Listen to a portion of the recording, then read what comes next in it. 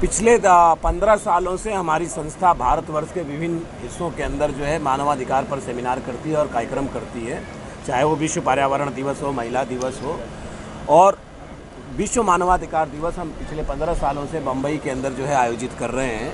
और उसी क्रम में जो है हमने इस बार इसका जो है आयोजन किया था। कोरोना की जब पहली वेव आई थी तब भी हमने प्रयास करके विश्व मानवाधिकार दिवस का प्रोग्राम यहाँ पे किया था और इस बार भी हमने जो है सेकेंड वेव के बाद 10 दिसंबर को विश्व मानवाधिकार दिवस के उपलक्ष्य में ये प्रोग्राम किया जाता है। और ये यूनाइटेड नेशंस के द्वारा 1948 में प्रस्ताव पारित हुआ था विश्व मानवाधिकार दिवस मनाने के लिए। यूनाइटेड नेशंस का ये मतलब हुआ कि कई सारे देश मिलके जो है इस पे डिसाइड करते हैं कि मानव अधिकार के ऊपर जो है हमें कार्यक्रम करना चाहिए। और इस तरह के कार्यक्रम की ज़रूरत इसलिए महसूस हुई कि मानव अधिकार मतलब क्या होता है, एक व्यक्ति से दूसरे व्यक्ति की असमानता बहुत है।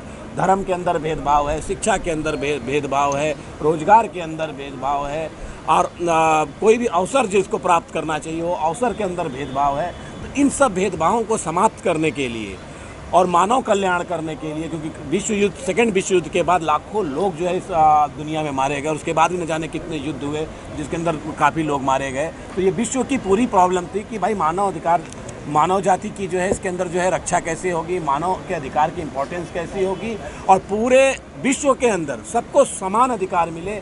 इसके लिए ये 1948 में पारित हुआ। तब से ये हर 10 दिसंबर को मनाया जा रहा है और progressive foundation of human rights ने इसको हमेशा एक महत्वपूर्ण पहल मानी है, क्योंकि मानव को अगर हम उसके अधिकारों के बारे में नहीं बताएंगे, उसके बारे में अगर हम जागरूक नहीं करेंगे तो वो फिर अपने अधिकारों की प्राप्ति नहीं कर सकता है। और मेरा संदेशा यही है आप मीडिया मित्रों के माध्यम से, और धन्यवाद देते हुए आप लोगों को कि आप लोग ये कवरेज कर रहे हैं। मेरा आप लोगों से मीडिया के माध्यम से अपील यही है कि जितने भी लोग हैं इस संसार के अंदर, अगर वो इंसान हैं तो उनको अपने अधिकार को जानना चाहिए। सिर्फ जानवर ही ऐसा होता है जिसको प्रभु ने अपने अधिकार कैसे प्राप्त करें इसका अधिकार नहीं दिया है। और अगर मनुष्य अपने अधिकार को जान जाएगा तो उसकी शक्ति एक राष्ट्रपति से भी बड़ी होती है, वो अपने अधिकार को प्राप्त कर सकता है।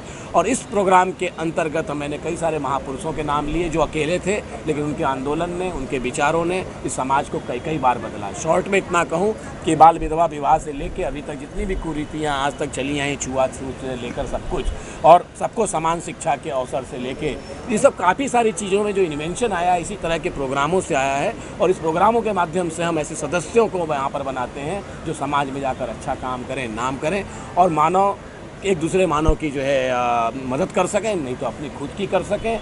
और इस प्लेटफॉर्म के द्वारा हम अच्छे सामाजिक कार्यकर्ताओं को जो है पैदा कर सकें और उनके द्वारा जो है समाज में एक दूसरे की भलाई का काम कर सकें। आप बताइए क्या करते हैं progressive foundation of human rights के बारे में और राकेश जी के बारे में, जो आपस में और भी गणमान्य लोग आए हैं उनके बारे में क्या करते हैं?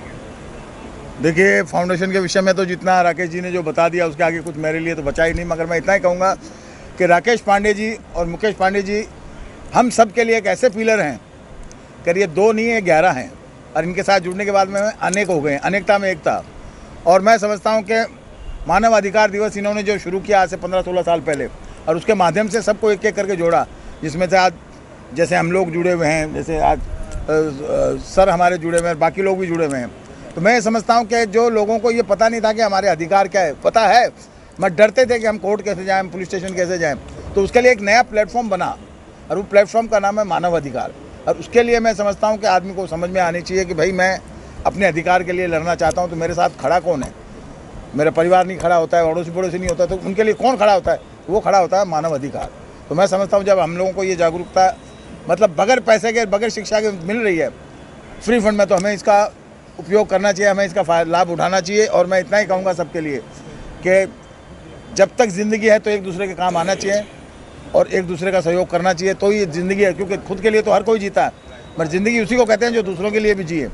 तो उसी पे मैं काम कहूँगा, जाना ना जाना, जाना ना तुम, जाना ना दिल से दूर, कभी तुम जाना ना दिल से दूर, मेरी ज्योति ओ मेरे नूर। आगे सुनिएगा। आँखें बरसे बदरा बरसे, अग्नि न कोई बुझाए, हाय हम तो सबको गले लगाएं, हमें ना कोई अपनाए, हाय दुनिया तेरी ए जाना, जाना ना तुम, जाना ना दिल से दूर। तो मैं यही कहूँगा कि आप हमारे दिल से दूर मत जाइए और ज्वाइंट होइए मानव अधिकार संस्था से और अपनी परेशानियों को, अपनी जो ज़रूरतों को आप खुद पाइए और परेशानियों को दूर कीजिए। बस इतने में मेरा समाचार समाप्त होता है। क्या कहेंगे progressive foundation of human rights के बारे में, राकेश जी के बारे में ये पहल है, कितना अच्छा पहल मानते हैं जी? चालू, थोड़ा जोर से,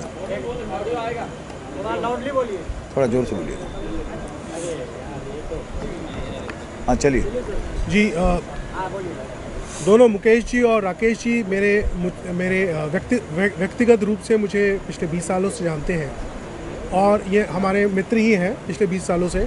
और इनकी जो ये प्रयास है उसमें मैंने हमेशा प्रोत्साहन दिया है। और जिस तरह से ये लोग आगे बढ़ रहे हैं, ह्यूमन राइट्स में कार्य कर रहे हैं, क्योंकि ह्यूमन राइट्स बहुत ज़रूरी है हमारे देश के लिए। और उसमें समानता जो है व्यक्तियों में, मनुष्य में, वो लाना बहुत ज़रूरी है। और हम लोग को जब जस्टिस जो हमारे है इस कंट्री में तभी मिल सकता है जब ह्यूमन राइट्स का पूरी सब लोगों को उसके बारे में पता चले और उसके बारे में वो एक दूसरे से बातचीत करें, बोलें और एक दूसरे को मदद करें कि उनके ह्यूमन राइट्स के बारे में उनको बताएं और उसको आगे बढ़ाने का प्रयास करें। तो ये एक संस्था है जिससे ये लोग जुड़ते हैं और ह्यूमन राइट्स के का प्रसार और प्रचार करने का जो एक प्रयास है। ये तो बहुत ही सराहनीय कार्य है इनका और मैं आशा करता हूँ कि आगे भी ये लोग इसी प्रकार से करते रहेंगे। बहुत अच्छा। आपकी जो ऑर्गेनाइजेशन है किस तरह से काम करती है पुलिस को लेके? हम देखते कई सारे जेनोसाइड होते हैं। हाल ही में एक फिल्म आई थी तेलुगु में जय भीम, उसको लेके काफ़ी चर्चा है। हमने आप क्या सब्जेक्ट पे पूछ रहे हैं? मतलब कि जेनोसाइड होता है तो भेदभाव और अत्याचार होते हैं जी। तो आपकी ऑर्गेनाइजेशन किस तरह से काम करती है, हम ये मैं जानना चाहता हूँ। अब हाल ही में नागालैंड में आपने देखा होगा कि आर्मी ने किस तरह से सिविलियन लोगों को किलिंग किया है। Yes, yes. How your national human rights किस तरह से आपको प्रोटेक्ट कर रहे हैं इसको देखिए? पुलिस की भी जेनोसाइड हम देखते हैं कि अत्याचार करते हैं, लाठीचार्ज किया जाता है। आपने देखा होगा कोविड के समय में भी पुलिस Yes. किस तरह से डंडे मार रही थी। तो आम आदमी को मालूम नहीं रहता अपने कानून क्या है उनके। तो आपकी ऑर्गेनाइजेशन किस तरह से काम करती है? देखिए, हम progressive foundation of human rights अपनी संस्था के माध्यम से इन्हीं सब अधिकारों के बारे में जानकारी देती है। इन्हीं सब अधिकारों से आप कैसे लड़ें उसके बारे में उनको समझाती है। और किसी सदस्य के माध्यम से इस तरह की कोई शिकायत आती है कि उसकी पुलिस स्टेशन के अंदर या नहीं सुनवाई हो रही है या उसकी अदालतों के अंदर जो है सुनवाई नहीं हो रही है या उसको कहीं पर शिक्षा के अंदर कोई प्रॉब्लम आ रही है, जैसा कि मैंने अभी प्रोग्राम के अंदर बताया, किसी को चिकित्सा के अंदर कोई प्रॉब्लम आई, तो हम लोग अपनी संस्था में हमारे जो कोऑर्डिनेटर्स हैं, जो मेंबर्स हैं और जो प्रभुत्वशाली लोग हैं या हमने जो कानूनी जानकारी रख रखी है उसके मुताबिक उसकी मदद करते हैं, पहला। और दूसरा कि हमारे संस्था की तरफ से जितने भी हमारे सदस्य हैं उन सबसे यही अपील है कि देश भर के अंदर जो आपने बहुत अच्छा प्रश्न उठाया कि भाई कि अभी जो नागालैंड में हुआ या होता आ रहा है कई जगहों पर, ये आज का चलन नहीं है। ये पुलिस क्रूरता का शिकार भी होते हैं, आर्मी की मिस्टेक का भी शिकार होते हैं। तो ऐसी चीज़ों के ऊपर जहाँ जहाँ ज़रूरत पड़ती है हमारे पूरे मानवाधिकार की टीम जो है उसके ऊपर जो है हमेशा समय समय पर आवाज़ उठाती है। और आज के आपके इस मंच से भी मैं इसकी बहुत बड़ी भर्त्सना करता हूँ कि आर्मी के जवानों से जो गलती हुई है वो बहुत भारी गलती है, बहुत भारी चूक है, क्योंकि एक व्यक्ति की जीवन की कीमत अमूल्य होती है और इतने सारे व्यक्तियों का जो सिर्फ इस गलती की वजह से जो है डेथ हुआ है, उनको या तो सीधा बोला जाए कि दे इनोसेंट्स किल्ड। लेकिन आदमी को हमेशा एक चीज़ हमेशा याद रखनी चाहिए, पुलिस का जीवन हो, पत्रकारिता का जीवन हो, डॉक्टर का जीवन हो, कलाकार का जीवन हो, हर जीवन में कुछ अच्छे कुछ बुरे हादसे सबके साथ होते रहते हैं। अगर एक मीडिया का पर्सन गलत हो गया तो 100 मीडिया गलत नहीं हो सकती। 2 फिल्म लाइन वाले अगर गलत हो गए तो सारी फिल्म लाइन गलत नहीं हो सकती। अगर एक आर्मी से गलती हो गई तो सारी आर्मी गलत नहीं हो सकती। लेकिन जो हादसे गलत हुए उनके ऊपर एक्शन तुरंत होना चाहिए। ये आपके मीडिया के माध्यम से अपील है, क्योंकि ऐसी गलती दोबारा ना हो ऐसी गलती दोबारा नहीं होनी चाहिए और ऐसी गलतियों से बचने के लिए उन पर तत्काल एक्शन होना चाहिए। और पुलिस के अंदर भी मैं कहूँगा पुलिसिया सिस्टम के अंदर सुधार होना चाहिए। पुलिस के अंदर जो है जो अत्याचार और उत्पीड़न के कोई भी शिकार हुआ हो हमारे मंच पर आ सकता है। हमारा मंच जो है उनको आपकी मीडिया के माध्यम से भी कहता हूँ और अभी मैंने अपने प्रोग्राम में भी कहा था कि हमारा मंच उनका पूरा साथ देने के लिए तैयार है। लेकिन मैं जो अच्छे पुलिसकर्मी हैं, जो अच्छे मीडिया कर्मी हैं या जो अच्छे नेता हैं, मैं हर एक को हमारा संस्था अप्रिशिएट जरूर करती है, लेकिन उन सब लोगों का भर्त्सना करती है जो मानवाधिकार के दुश्मन हो, चाहे किसी भी लाइन में किसी भी जगह पर वो व्यापार। बेशक वाह। मुकेश, आपसे जानना चाहूँगा कि आपने एक बच्चे को बचाने के लिए हर पहल की और कामयाब भी हुए, मीडिया से लेकर कानून हर चीज़ से जुड़ा किया। क्या कहना चाहेंगे उस बारे में कि कितनी अच्छी पहल मानते हैं और कितना जरूरी है हर किसी के लिए ऐसी पहल करना? देखिए, ये प्रयास किया, ईश्वर की कृपा से वो प्रयास सफल हुआ। उस बच्चे को 6 साल बाद की डेट दी जा रही थी, जिससे मेरे ख्याल से प्रधानमंत्री कार्यालय अनभिज्ञ था, स्वास्थ्य मंत्रालय अनभिज्ञ था, एम्स से धक्का खिलाया जा रहा था। तो जब उनके संज्ञान में ये बात आई, उन्होंने तत्काल एक्शन लिया और उनको बुलाया गया जहाज़ से, मुख्यमंत्री को उससे पैसा दिया गया, उनकी तत्काल सर्जरी हुई और वो बच्चा आज जीवित है। मेरे लिए तो ये गर्व की बात है। मेरे लिए, मैं किसी काम आया, ये मंच काम आया और इसी तरीके से सेमिनार में वो लोग मुझे मिले थे और उन्होंने अपनी बात मुझ तक पहुंचाई थी और मैंने उनकी बात सरकार तक पहुंचाई थी। तो इस वजह से ये कार्य जो है संभव हो पाया। तो मैं सरकार का सबसे पहले धन्यवाद देना चाहूँगा और उन लोगों का जिन्होंने इस मंच को आयोजित किया था, राकेश जी ने, और उस मंच के माध्यम से ही वो लोग मिले थे। और दूसरी बात मैं सबको बधाई देना चाहूँगा। विश्व मानव अधिकार दिवस है, 10 दिसंबर का दिन है। आप सभी लोगों को मानव अधिकार दिवस की बधाई हो।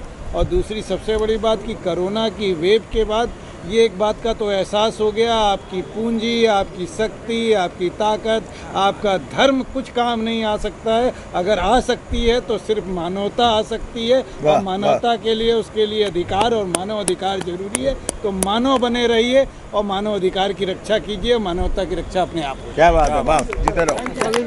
जो चल रहा है ह्यूमन राइट्स का जो इनका एसोसिएशन चल रहा है, उनके बारे में मैं करीबन 10 साल से जानती हूँ, उनके साथ रही हूँ, हम साथ में रहते हैं। तो इन लोगों ने जहाँ जहाँ अत्याचार हुआ, जहाँ जहाँ अन्याय हुआ, वहाँ एक सत्यता का बीड़ा उठा के खड़े रहे दोनों भाई। तो ये ऐसी इन लोगों ने एक नेतृत्व उठाया है कि जहाँ भी हर एक छोटे से बड़े इंसान को जहाँ भी अन्याय होगा, जो हमारे स्वास्थ्य केंद्र में हो, शिक्षण केंद्र में हो, हर एक छोटे मोटे व्यवसाय में हो, पॉलिटिक्स में हो या फिर कोई भी पुलिसकर्मी के द्वारा कोई भी अन्याय हुआ होगा, तो ये ह्यूमन राइट्स वाले जो ये अभी जो वर्क कर रहे हैं, उनके लिए एक न्याय दिलवाने का वर्क कर रहे हैं। तो जितनी भी महिलाएं हैं, जितने छोटे बड़े गरीब लोग हैं, सबके लिए बहुत अच्छी बात है कि ऐसा एसोसिएशन एक खड़ा हो रहा है और हुआ है इतने सालों से। तो मैं तो यही कहना चाहूँगी कि हम सब इनको सपोर्ट करें और साथ मिलके इनको जितने भी देश में अन्याय हो रहा है, भ्रष्टाचार हो रहा है, उनको खिलाफ जो आवाज़ उठ रही है, तो ऐसे इस एसोसिएशन को हम बढ़ोतरी दें, ऐसी उम्मीद के साथ जुड़े हम सब साथ में। चलिए, साल से ये ह्यूमन राइट का जो कर रहे हैं उनके लिए बहुत ही धन्यवाद। बहुत ही अच्छा कार्य कर रहे हैं और इनके लिए लोग पूरे जागरूक हो गए कि भाई मानव अधिकार किसको बोलते हैं, what is the definition of मानव अधिकार। ये बहुत ही अच्छी तरह से ये समझा सकते हैं और सबको समझा भी रहे हैं और सबके लिए अच्छा है और we are all with him for life time. Thank you.